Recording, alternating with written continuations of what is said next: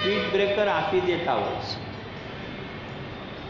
કે જે સ્પીડ બ્રેકરના આધારે આપણને જો સમજણ આવી જાય તો સારા રસ્તે આવી જાય, નહીં તો જન્મો જન્મ સુધી એ જ પાપ કરતા રહીએ અને એ જ દુઃખોમાં ભટકતા રહીએ.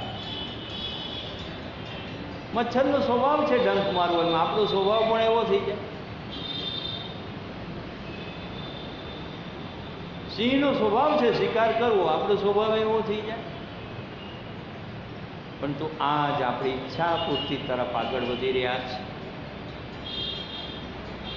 જીવનમાં એવી કોઈ અતૃપ્તિ નહીં રહે બાકી કે જેની પૂર્તિ ન થઈ શકે.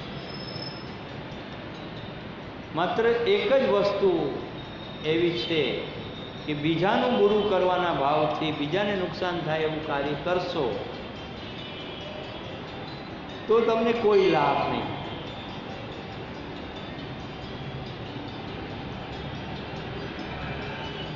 તો આજ પરમાત્માને જે આપણે દુઆ કરી રહ્યા છીએ, આજ હમ અપની दुआओं का असर देखेंगे, ध्यान की दृष्टि को पाएंगे, ध्यान में खो जाएंगे. ધ્યાનની દ્રષ્ટિ પામશું અને ધ્યાનની અંદર ખોવાઈ જશે. કારણ કે આપણી દુઆની અસર એની અંદર આપણને જોવા મળવાની છે ને એના અત્યારે પરિણામ સ્વરૂપ તમારા શરીરની અંદર હળવાશ આવી રહી છે.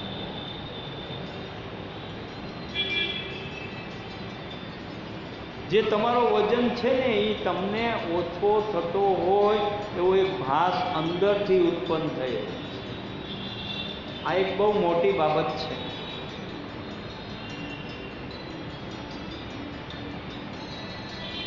એકદમ અંદરથી રિલેક્સ થઈ રહ્યા છો અને અંદરથી દિવ્ય પ્રકાશોનો પ્રવાહ તમારી અંદર પ્રગટ થવા લાગ્યો છે.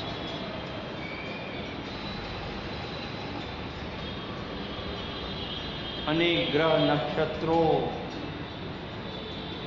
આપણને અનુકૂળ થઈ રહ્યા છે.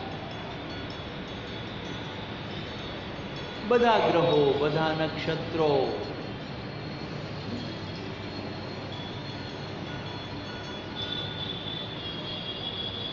આપણને અનુકૂળ થઈ રહ્યા છે. શરીરના તમામ અવયવો આપણને અનુકૂળ થઈ રહ્યા છે.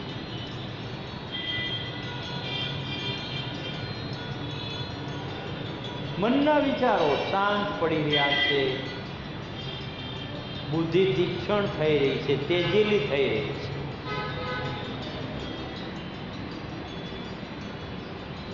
અહંકાર ઓગળવા લાગ્યો છે.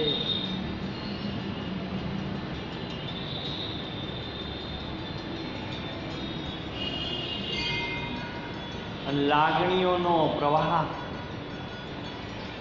કંટ્રોલ થઈ રહ્યો છે. બેફામ લાગણીઓમાં આપણે જીવતા હોય છે અને અતિશય લાગણી તે દુઃખનું કારણ છે.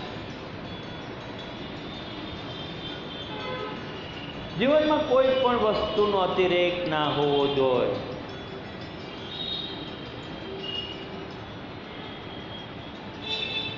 અતિરેક છે તે દુશ્મન છે આપણો. એટલે ચિત્ત વૃત્તિઓનો નિરોધ કરવો એવું પતંજલિ ઋષિએ લખ્યું છે. યોગ ચિત્ત વૃત્તિ નિરોધ. યોગ દ્વારા ચિત્ત વૃત્તિઓ ઉપર લગામ ખેંચી શકાય છે. બેફામ લાગણીઓના ઘોડાઓ ઉપર આપણો પોતાનો કંટ્રોલ આવે.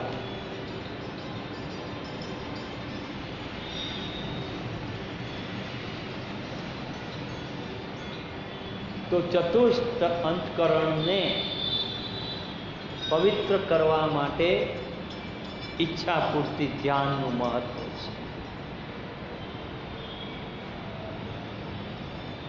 જે અનેક પ્રકારના દિવ્ય પ્રકાશો તમને અને મને જે દેખાઈ રહ્યા છે એ જીવનને સુખમય અને આનંદમય બનાવવા માટેની યાત્રા છે. અને તમારી યાત્રાનું ફળ તમને જ મળે, મારી યાત્રાનું ફળ મને જ મળે. મારા જીવનના સુખો, મારા જીવનના દુઃખો મારે જ ભોગવવા પડે. એ સુખ અને દુઃખ હંમેશા બદલતા જ રહે. એ બદલતા સુખો અને બદલતા દુઃખોમાંથી મુક્તિ મેળવીને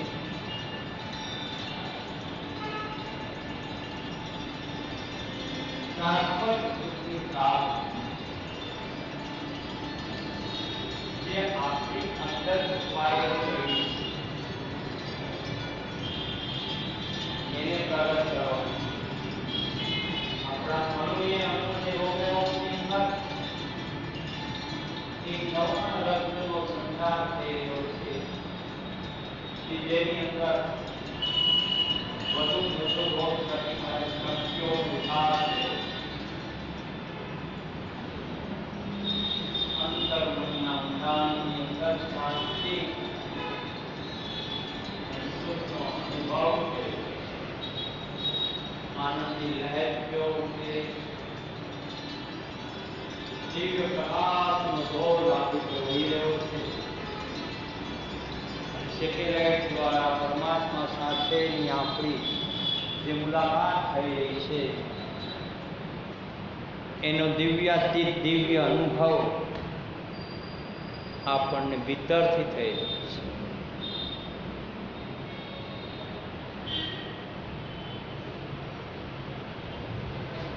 दुख भंजन तेरा सांस जी, भव भंजन तेरा सांस. આપણું શ્વાસ છે ને એ જ ભવભંજન અને દુઃખ ભંજન છે. દુઃખ ભંજન તેરા ધ્યાન જી, ભવભંજન તેરા ધ્યાન. આ ધ્યાન કરી છે ને એ ભવે ભવના દુઃખો કાપવા માટે અને ભવે ભવના દુઃખોને કાપવા માટે. ભયને પણ કાપી નાખે. ભવભંજન છે ભવે ભવના દુઃખોને કાપવા માટે, ભવે ભવના સુખો વધારવા માટે. આઠ પ્રહર આરાધીએ પૂર્ણ સતગુરુ જ્ઞાન. આઠે પ્રહાર આપણે અંતર્મનના ઊંડાણની અંદર બેઠેલા આપણે સદગુરુનો માર્ગદર્શન અંદરથી મળે છે અને એને બતાવેલા રસ્તા મુજબ આપણે આગળ ચાલવાનું છે. એટલે તો મેં કીધું કે આપણા પરમ પવિત્ર એવા ગુરુની યાદ કરો. તો આઠે પ્રહર આરાધીએ પૂર્ણ સતગુરુ જ્ઞાન, પૂર્ણ સતગુરુ જ્ઞાન. दुख भंजन तेरा नाम जी, भव भंजन तेरा नाम. जिस घट बसे पार ब्रह्म, જે ઘટની અંદર પરમાત્મા બિરાજમાન છે સોઈ સુહાગા ધામ. દરેક પ્રાણીના જે શરીર છે ને એ પરમાત્માનું સુખધામ છે. जिस घट बसे पार ब्रह्म, सोई सुहागा दान. चमकंकर मेरे ना भई. જે કાંઈ આ જગતની અંદર છે એ કાંકરા સમાન છે. રાત્રે સુવો અને સવારે ઉઠો ને કંઈ સવાર પડી જાય એની ખબર નથી પડતી. બધું સવારે ઉઠી જાય છે એ પરમાત્મા